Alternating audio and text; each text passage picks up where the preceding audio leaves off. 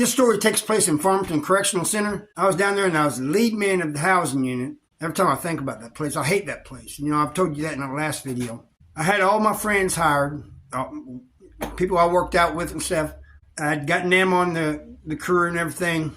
In the mornings, there's a list of who does what. The first time, I was in there helping them, you know, clean up and everything, sweep and mop the floors, the showers and all that. And the sergeant comes in and says, "That's not your job. Your job is to make sure that they do their job."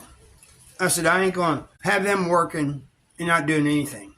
You know, while I'm not doing anything. That's just not how it's going to go." One day he comes in, he says, "We're getting complaints that there's no black workers. We need a black worker." I said, "Okay." I said, "I can find one." He goes, "Well, I got one right here, ready to work, if you think he's okay." I looked over at the guy and said, "Yeah, he'll work." We had just got done. We was just finishing up working. Now, the doors have these brass handles. They're not really handles. They're kind of inset inside the door, and you reach and pull. The sergeant wanted them all shined because after a while they start changing colors and stuff. And so this black guy says, "Yeah, give me something to do." And I said, "Well, I don't tell anybody what to do." And I said, "There'll be a list out." The sergeant put a list out every morning. He says, "I don't care, you know." I said, "Well, we're about done, man."